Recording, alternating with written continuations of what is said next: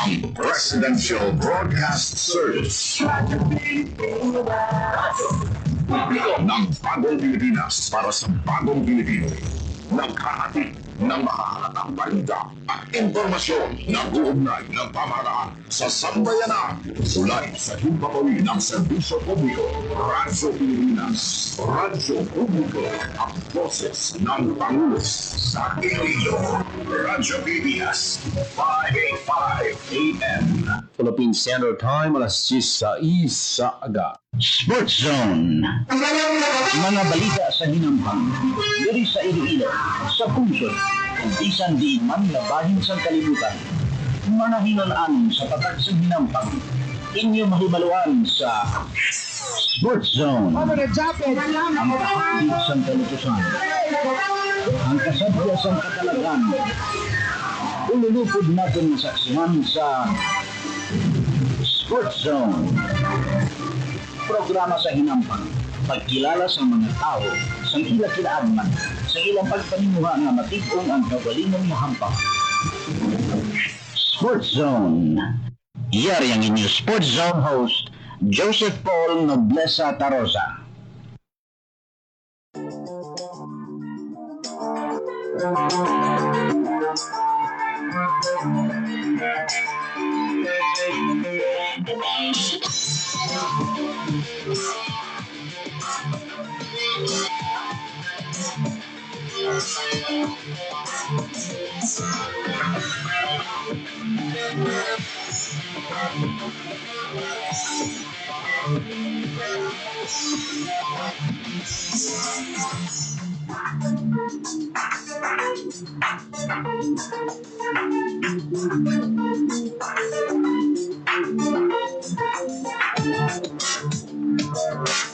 Mayungaga Western Visayas, mayungaga syudad kag probinsya sa Iloilo. Welcome sa pagpalagad sa programa Sports Zone. Isa naman ka Martes para sa pagtalakay naman sa mga talalupang din nga balita sa hinampang. Pinaninyo alagad kag Anchorman Joseph Paul Noblesa Tarosa. Ululupod kita subong nga aga di sa Radyo Pilipinas Iloilo.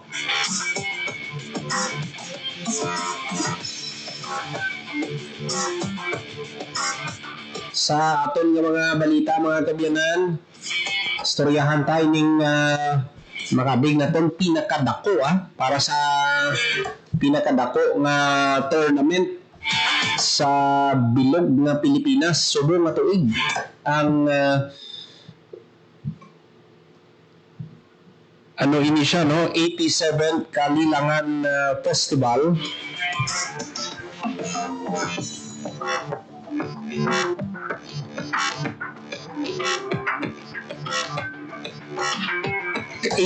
Kalilangan Chess Festival 2026. Ito yung tournament sponsor si mga kabyanan si former Senator Manny Pacquiao. Ito may association si Senator Pacquiao sang sa chess, amo niyang Pacman Chess Association mga kabyanan. So istoryahan tayo na karon ano ang mga pwede intrahan sa aton nga mga kauturan kaya sa mga masunod nga adlaw tinguan taman nga malabot ang mga organizers sa sining 87th Kalilangan Chess Festival mga kabyanan. Aside sa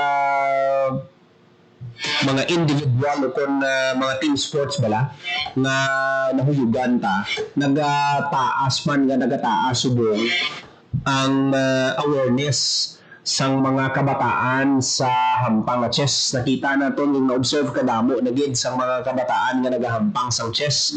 Like I believe damo sang opportunities para nga mag-grow, mag-develop ang aton nga mga kabataan kung may mga kaangay sini nga mga tournament. So istoryahan na ano nga mga kategorya ini ang pwede intrahan sang aton nga mga kabataan. Hindi lang ang mga kabataan, pati na ang mga professional chess players, mga rated nga mga players.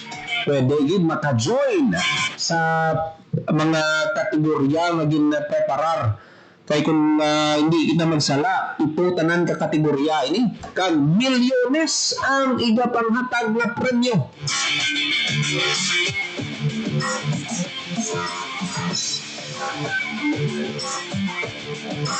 Samtang sa Philippine Basketball Association, mga kabyanan, wagid kita nagsala, no? Daog ang San Miguel Beermen kontra sa Talk and Text sa Tropang 5G. Natapos nila ang hampang sa sulod sang anong ka games, 6 games, no? Na daog sang Talk and Text o sang masiling natin ng San Miguel ang game 6 sang best of 7 match-up nila.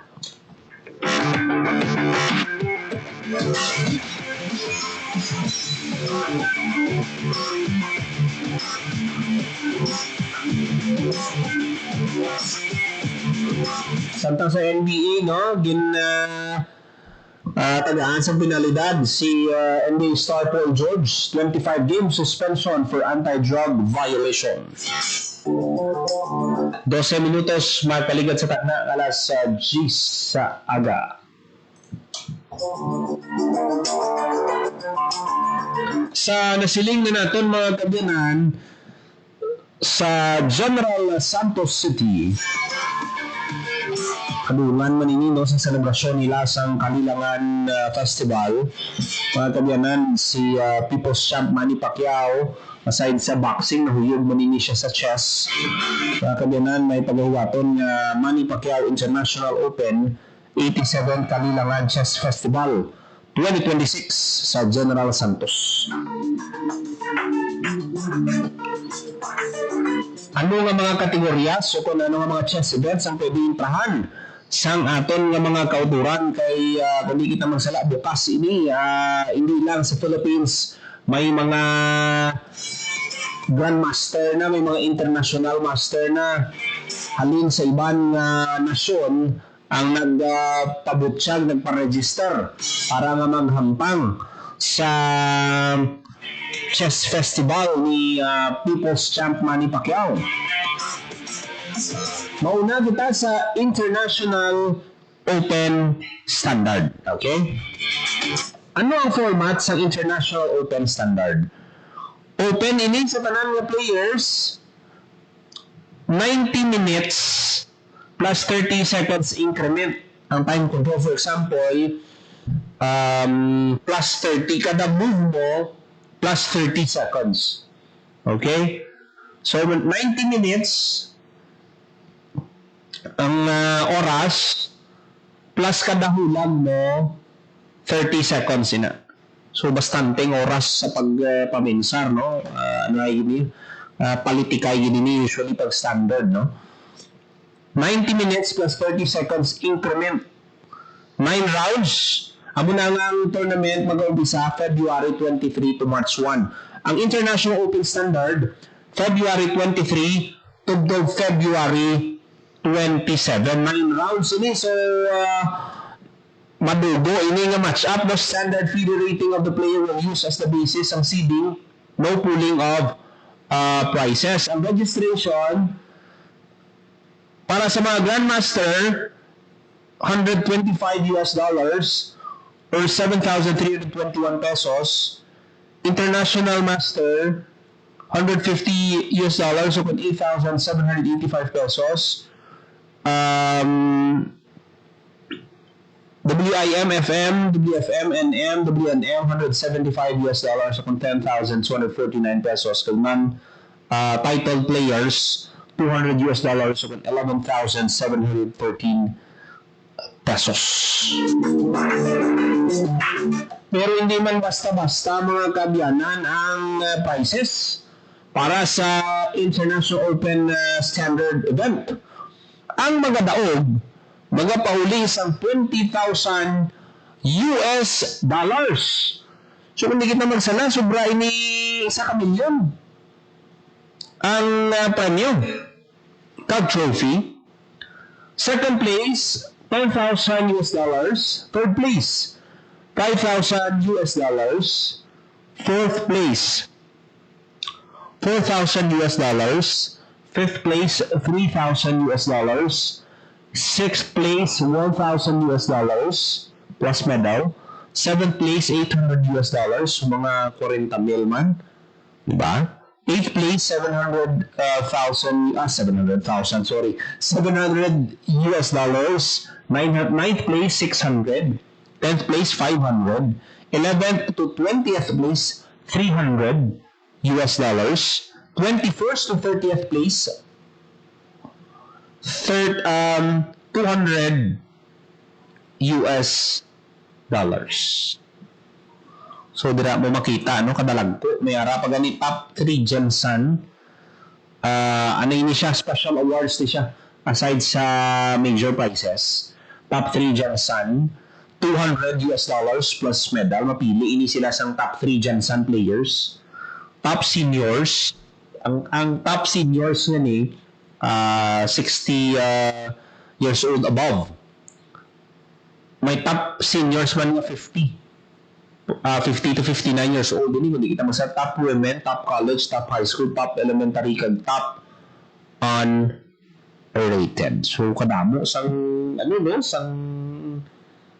prizes na nagahulat para sa mag-join sa International Open Standard. Okay? Kadto kita sa isa pagid kategorya.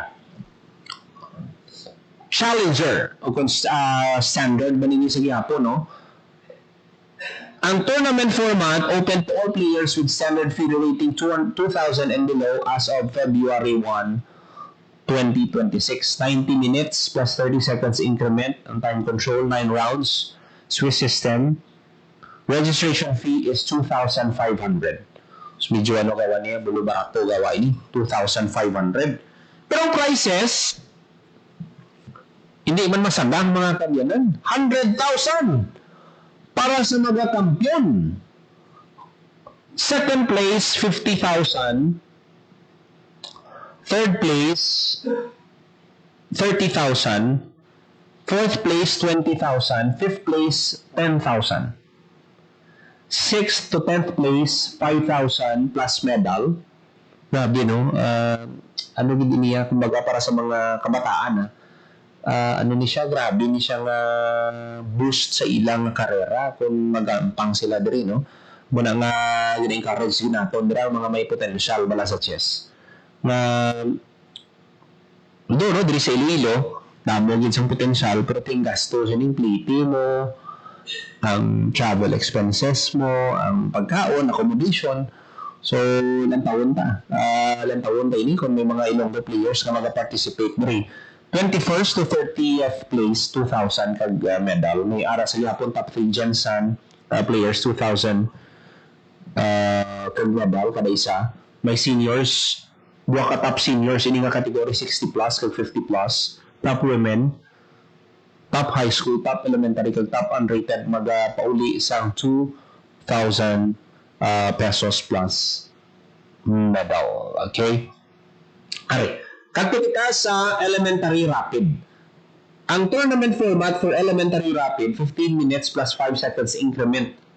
9 rounds Swiss system. Ang registration is 600 pesos. Ang kampiyon pauli sang 20,000 plus trophy. Second place pauli isang 15,000 kag trophy. Third place 10,000 plus trophy. Fourth place 7,000 pesos kag medal. Fifth place 6,000 plus medal.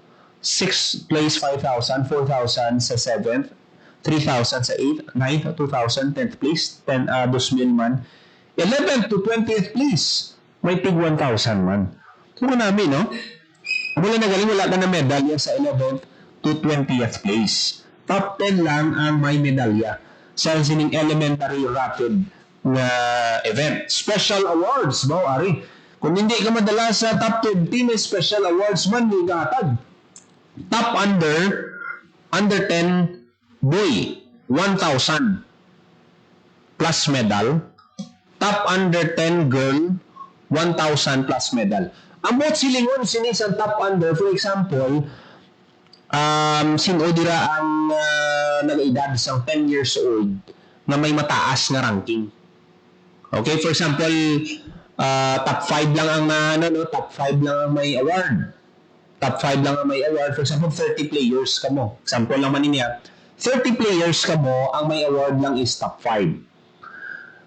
Pag ikaw mo edad mo 10 years old panubo nga may taas ka man nga ranking butang kabi ikaw ang pinakataas ara kabi sa ika 7th place or 8th place. Tagaan ka sang medalya. So amo na.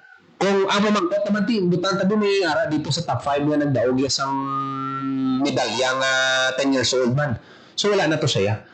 Major prize na to siya sa top 5 siya maisip. Pero kung sa top under ka, kung best finish ka sa mga kaidaran mo dira 10 years old panubo may medal ka kag 1,000 amo man no top 9 may ara gani top under 9 grabe no top under 8 boy kag top under 8 girl tag 1,000 man plus medals so kanami no maka medal ka lang diri grabe na niyang career ang boost sa imo na ay kaya ko kag amo ning kinahanglan sa mga kabataan subong.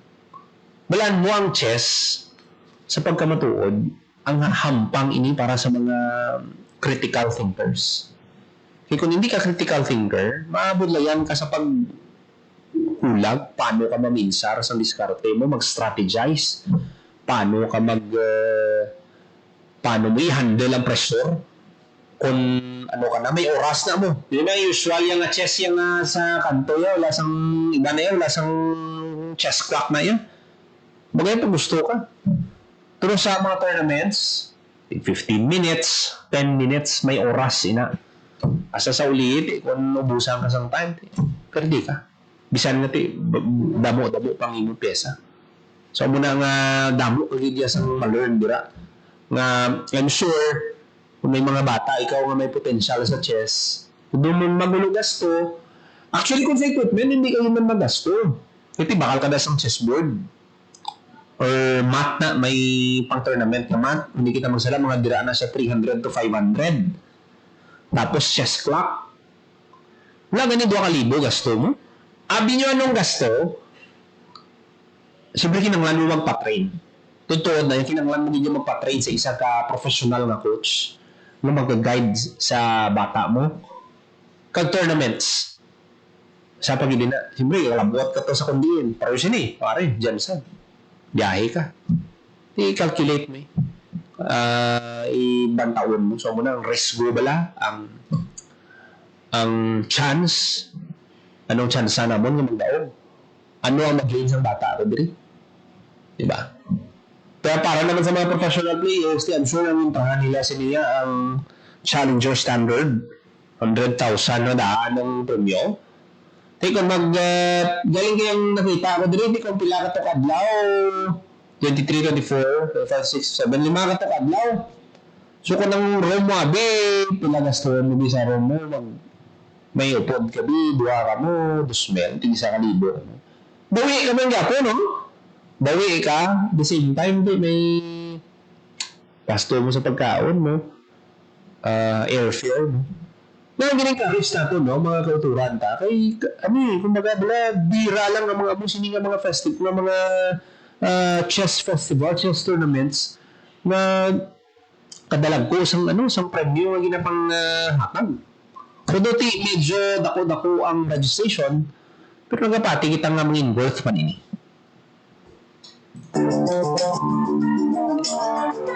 Elementary rapid pa lang to. Ari may open individual open individual rapid naman kita. Ang elementary rapid isa lang iniya kaadlaw ng event February 28. Ang open individual rapid same man February 28. Ang premyo nga igahatag 50,000 pesos. Ang registration fee 1,000. Oh, di ba? Kag ang top 20 may cash prize kag medal. Ang 11 to 20th place cash lang yun. Cash lang. Ang special awards, may cash kag medal. 15 seconds plus 5 seconds increment. Okay, may ari palit. Class B, 1950 Bell Rapid. 20,000 naman niya ang cash prize para sa mga kampiyon. 15 seconds plus 5 seconds increment. Registration fee, 600,000. Ari, isa man sa Balbantayan, no, Team Tatluhan Rapid.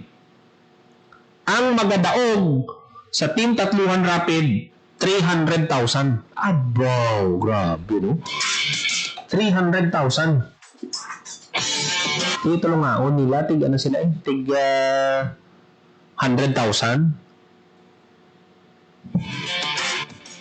High School Rapid, same man ang awards, no, sa elementary.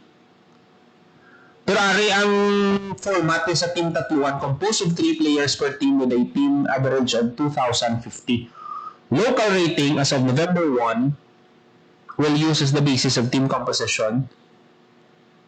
Okay, 15 minutes plus 5 seconds increment, 9-round system. Team registration fee is 10,000 pesos. So, ang 10,000, tulong ako nyo na.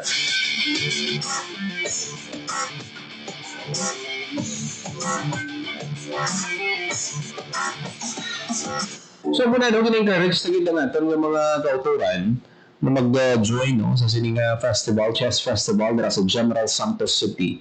Pag, I'm sure may, mag-level up good ang hantang sa mga kabataan sa pag-join nila no, sa Sininga event. Bira lang ng mga amuning mga events. Sa tutuod lang. May namo sa chess tournament sa bilog ng Pilipinas, pero ang amuning kadako na event na kabiyanan na this is something dapat preparahan mo bilang isa ka chess player. Professional rated player ka man, bata ka pa nga player, o kung high school, college ka, pwede ka nga ka-join. So, muna, no? Labing prizes, minilyon ang igapanghatag ni former Senator Manny Pacquiao. 28 minutos makaligot sa taknang alas 10 sa aga. Mga kabayan maghahatag ng itas ang pila ka mga pahanumdom, magabalik lang ang programa Sports Zone.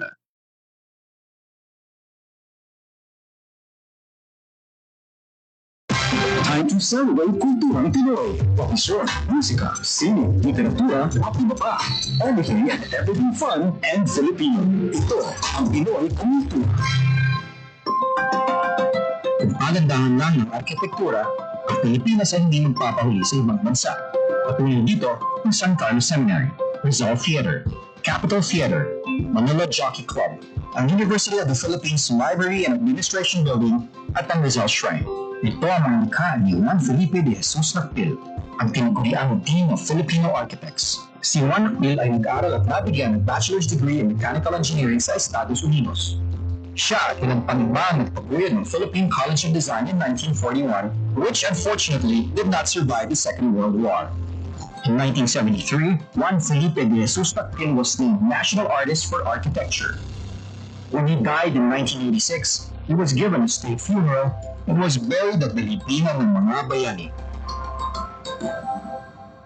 Yan ang Pinoy Kultura because our culture is cool. To know more about the life, work, and contributions for culture and the arts at ncca.gov.ph. Itinuloy na po natin ang Zero Balance Billing. Libre po. Ibig sabihin, ang serbisyo sa basic accommodation sa ating mga DOH na ospital, wala nang babayaran ang pasyente. Po, ang dami pong challenge, hindi pa namin alam kung saan namin pupunin, gano'n, nag-iisip kung paano namin mababayaran. Siyempre po, masayang-masaya, super saya po dahil zero po kami. Po, malaking, malaking tulong po. Mabilis lang din po. Bayad na ang bill ninyo. Uulitin ko, wala nang kailangan bayaran ng pasyente basta sa DOH Hospital dahil bayad na po ang bill ninyo. Naiyak ako kasi sa sobrang saya. Maraming salamat po Mr. President Bongbong Marcos Jr.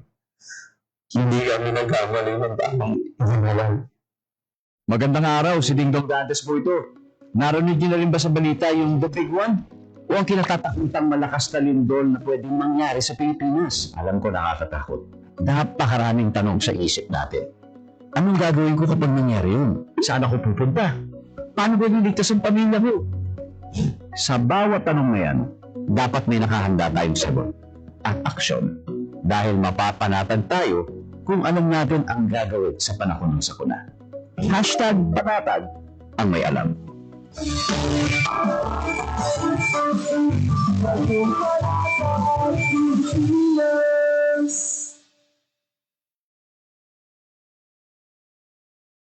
Magandang araw, si Dingdong Dantes po ito. Minahaba ang bahay mo. May simple checklist ako para sa'yo. Una, check your outlets. Tignan kung walang cable na basa o nakababad sa baha bago buksan yung switch. Pangalawa, check your surroundings. I-check kung may mga naipong tubig sa mga paso o gulong o iba pang maaaring bahaya ng lamok para maiwasan naman ang pagkarat ng dengue. And last, but definitely not the least, i-check ang sarili at ang pamilya. Kumonsulta sa health center o sa inyong doktor kung may nararamdamang sakit. Check, check, check! Ingat always, mga kababayan. #panatag ang may alam.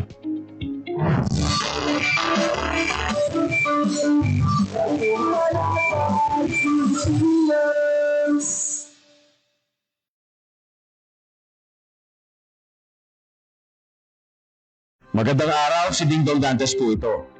Isa ang landslide sa mga sakuna na hinaharap ng mga Pilipino. Kaya naman importanteng alam natin ang mga senyales ng landslide na pwedeng makita sa ating lugar. Tulad na lang ng pagkakaroon ng pitak sa lupa o kaya naman ay pagtabingi ng mga puno at poste.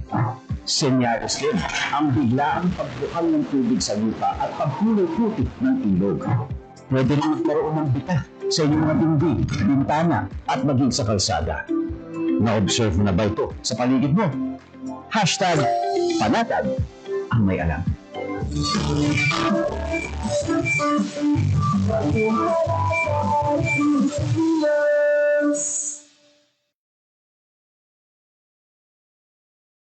Magandang araw, si Dingdong mo ito. Familiar ka ba sa tsunami? Sige nga, quiz time tayo.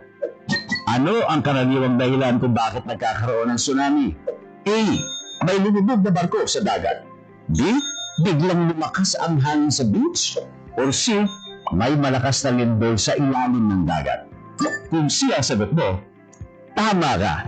Nagkakaroon ng tsunami kapag may malakas na paglindol sa ilalim ng dagat. Kaya kapag may tsunami warning malapit sa inyo, likas agad, kababayan.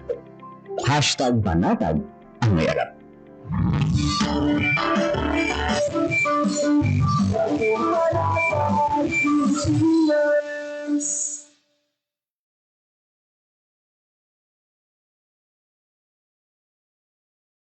Magandang araw, si Dingdong Dantes po ito. Dahil taon-taon tayong binibisita ng bagyo, kailangan handa tayong harapin ito. Naalala ko si Mami, meron siyang isang envelope kung saan nakatago ang mga importanteng dokumento para madaling kunin at dalhin kapag may bagyo. Ang misis ko naman, may nakahanda palaging emergency go bag na may lamang damit, gamot, pagkain, tubig at pera na kasya hanggang 3 araw sakaling kailanganin namin pupunta sa evacuation center. At syempre, ang toka ko, bago pa dumating ang bagyo, sinisingit ko na kung may mga butas ba yung bubong o ang ibang parte ng bahay na kailangang i-repair. Nakamonitor din ako sa updates ng Pag-asa tungkol sa bagyo. May kanya-kanyang responsibilidad sa bahay para sure na ligtas ang buhay. Dahil #panatag ang may alam.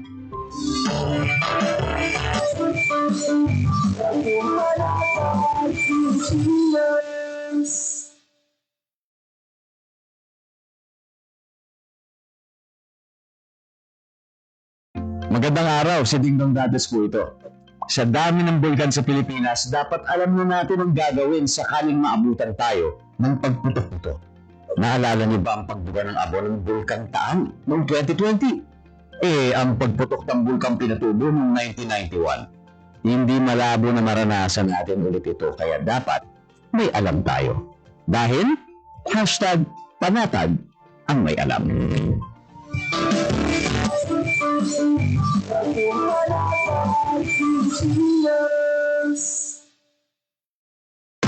Time to celebrate kulturang Pinoy. Tradisyon, musika, sining, literatura, at iba pa. Anything and everything fun and Filipino. Ito ang Pinoy Kultura. Ang tani kong pag-ibig. You probably haven't heard these in the last 50 years or at all. They're called kundiman songs, a genre of traditional Filipino love songs first heard in the 1800s.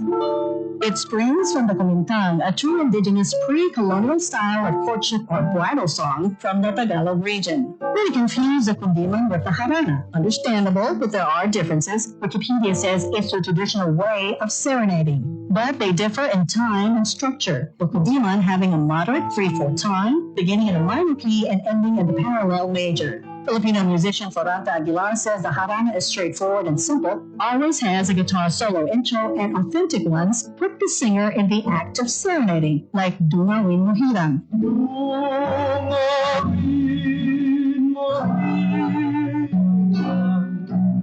He says a notable difference, it's fatalistic lyrics. Kaawa-awang tao or sitwasyon where the lyrics portray one's choices or actions make no difference because everything is left to fate.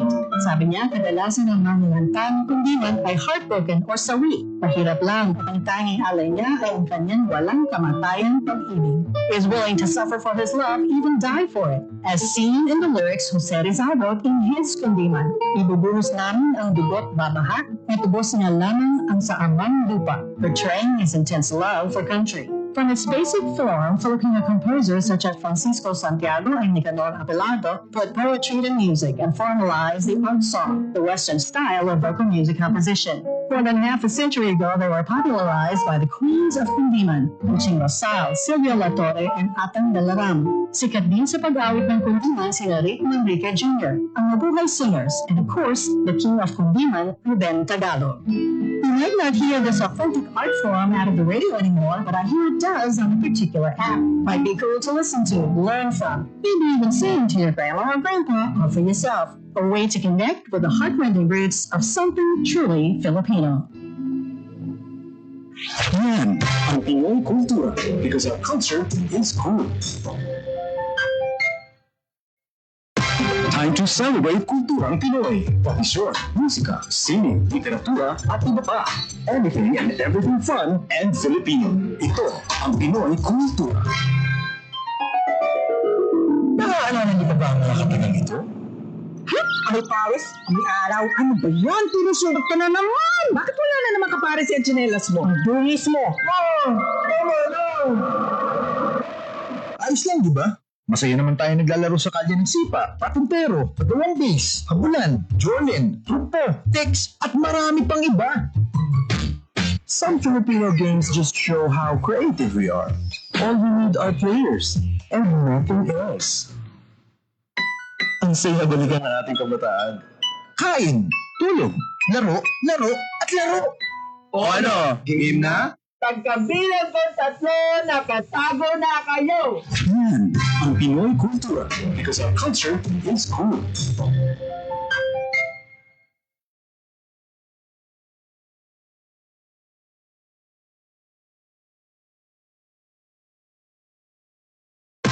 Time to celebrate kulturang Pinoy. Tradisyon, musika, sining, literatura, at iba pa.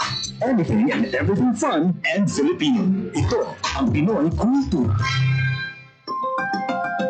Kung pagandahan lang ng arkitektura, ang Pilipinas ay hindi magpapahuli sa ibang bansa. Patuloy dito ang San Carlos Seminary, Rizal Theater, Capitol Theater, Manila Jockey Club, ang University of the Philippines Library and Administration Building, at ang Rizal Shrine. Ito ang mga likha ni Juan Felipe de Jesus Nakpil, ang tinaguriang team of Filipino architects. Si Juan Nakpil ay nag-aral at nabigyan ng bachelor's degree in mechanical engineering sa Estados Unidos. Siya at ilan pang iba ang nagtaguyod ng Philippine College of Design in 1941, which unfortunately did not survive the Second World War. In 1973, Juan Felipe de Jesus Nakpil was named National Artist for Architecture. When he died in 1986, he was given a state funeral and was buried at the libingan ng mga bayani. Yan ang Pinoy kultura because our culture is cool. To know more about our life, work, and contributions, visit the National Commission for Culture and the Arts at ncca.gov.ph. Time to celebrate kulturang Pinoy. Pati short, musika, sining, literatura, at iba pa. Anything and everything fun and Filipino. Ito ang Pinoy kultura. Experts say this, journalists write it, and we promote it. Sadyang malikhay ng Pinoy, yes? You hear that all the time. We merge dishes like sinigang na corned beef. We mash up songs for a laugh like Señorita by Shawn Mendes. I love it when you call me and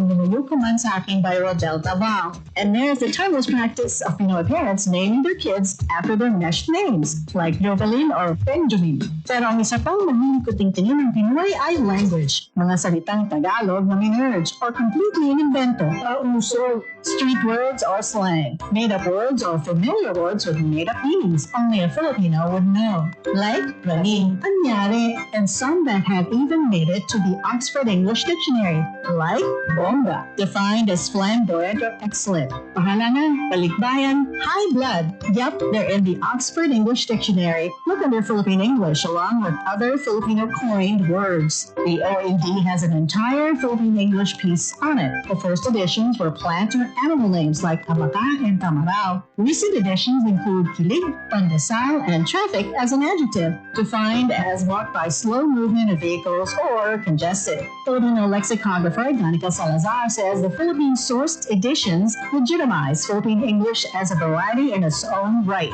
The words that got in did so from observed use online, in publications, and through linguistic studies. It'll be interesting to see what other Filipinized words make it next. What about Keri or Marites? Yan ang Pinoy kultura because our culture is cool. 43 minutos, magaling sa takna alas 10 sa aga para mo nagatumati diri sa Japon sa programa Sports Zone. Balita sa NBA, ang Philadelphia 76ers nang langgid nga mag-preparar para sa toughest stretch nila no sa regular season matapos katigin na pinahan si star forward nila na si Paul George sa 25-game suspension bangod sa pagbayular sa anti-drug program sa NBA. Pinanggin anunsyo sa February 1 matapos ng NBA front office nag-confirm na si Paul George will miss 25 consecutive scheduled games without pay. So ang temporary ban ni George will cost him approximately $11.7 million US dollars. Mabulubog atin 689,305,500 pesos. I-convert mo sa peso.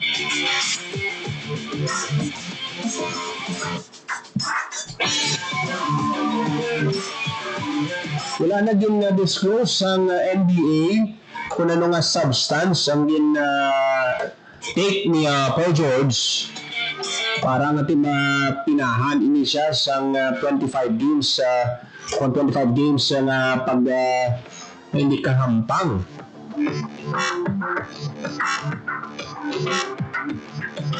So tigin gin-confirm man ini gin-address na ni Paul George ang issue gagin payag natin may sala gid man siya no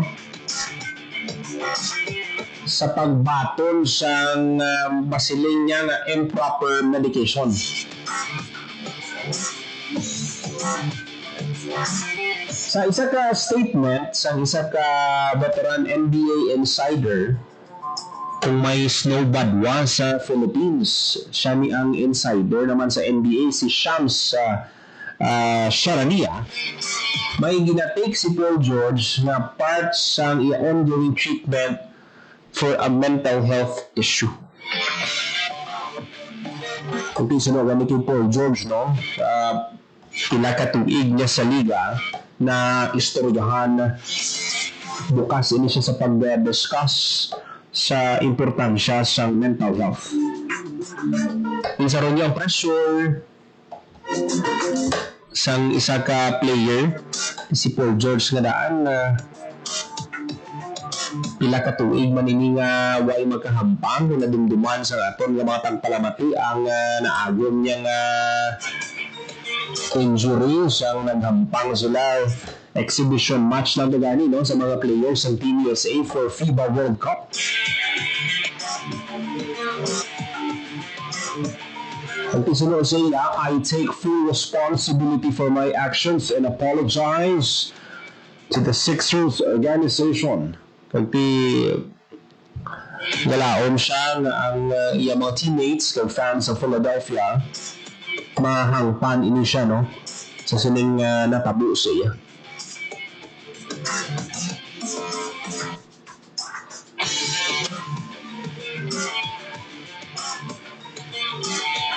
Tagumpisa na kahapon ang suspension ni Paul George.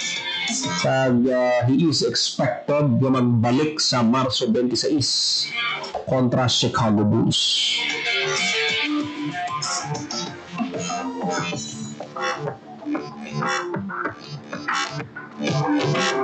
Quarenta-7 minutos magalikat sa takna alas sa Gis sa aga.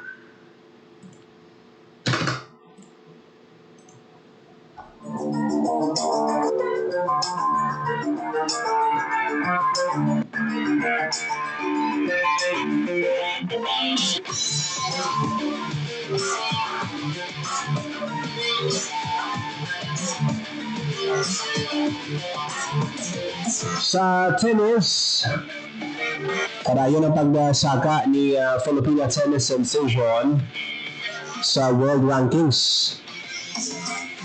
Alex Ayala ara na sa karon sa rank 45 sa latest rankings naging pagwa sang Lunes. Si Alex surpassed ang previous best niya na number 49.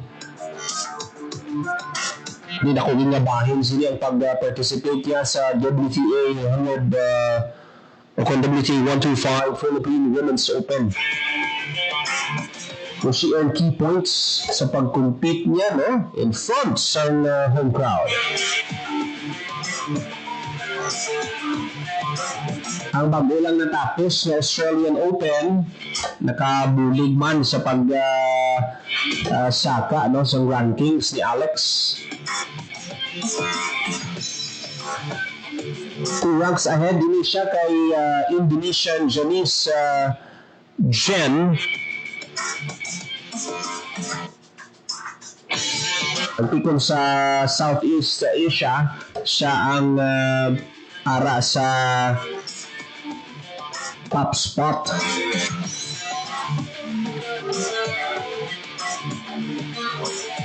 Ang next naman tournament na pagkasakupan ni Alex ang WTA 500 Mubadala Abu Dhabi Open.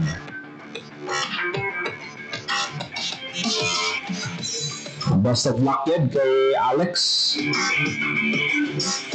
Naghahanda yun yung mag-suporta ang Pinoy fans sa imo. Tagbaw, ari gidang problema man kay may mga nagalinap taman nga fake news bala. I'm sure clickbait ini nga dapat hindi tagyod pagtagaan sa atensyon.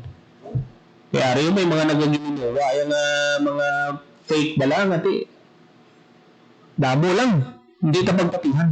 Kung gin-address naman ni Alex ngati fake news ang mga nagalinap tadra nga silang mabla malisyoso gid nga mga content na dapat gid na i-validate gid anay sa aton nga mga readers, mga netizens naton before kamo magpati. 50 minutos magaligad sa takdang alas 10 sa aga. Mga kabyanan, ang iban pagid nga mga balita sa inambang patpatunaton sa masunod nga edisyon sang programa Sportso. Ginapasalamatan ta aton mga kaupdanan sa technical side sa studio, Mr. Rochelle Joel Sutahero sa transmitter, Mr. Jeffrey Betita. Para sa Bagong Pilipinas, Joseph Paul Noblesa Tarosa, Radio Pilipinas, Radio Publiko. Kung di ninyo kami liwat sa sunod na semana sa isa pagid ka oras na programa sa pagtibong sang hinampang kag sportsmanship. Ini ang Sports Zone. Ang inyong tulay sa himpapawid ng serbisyo publiko, ang Presidential Broadcast Service, Radyo Pilipinas, Radyo Publiko. Kinilala ng pag-international at prestigyosong Asia Pacific Broadcasting Plus Awards 2025 para sa kategorya ng government streaming. Ito ay dahil sa epektibo nitong pagsasanib ng mga tradisyonal na media tulad ng telebisyon, radyo at print para masabayan ang mabilis na pagtinog ng mundo ng digital at social media tungo sa mas epektibong paghahatid ng mahahalaga at napapanahong mga impormasyon sa mamamayang Pilipino. Kinilala rin ang Radyo Pilipinas dahil sa patuloy na pag-akyat ng rating. Ngayon ay matatag sa pang-4 na pwesto sa Mega Manila ayon sa pinakahuling Nielsen Radio Audience Measurement Survey. At sa social media, nakamit ang higit 2,000% pagtaas ng bilang ng mga sumusubaybay sa Radyo Pilipinas page sa unang bahagi ng 2025. Patunay ito na ang inyong Radyo Pilipinas Radyo Publiko ay tunay na kaagapay ng inyong pamahalaan sa paghahatid ng serbisyo sa mga mamamayang Pilipino. Mula sa aming lahat, sa ngalan ng inyong pamunuan at mga kawani ng Presidential Broadcast Service, kasama ang inyong mga himpilan ng Radyo Pilipinas sa buong kapuluan. Maraming salamat po sa inyong lahat, sa inyong pagtangkilik at pagkilala. Radyo Pilipinas. Radyo Publiko.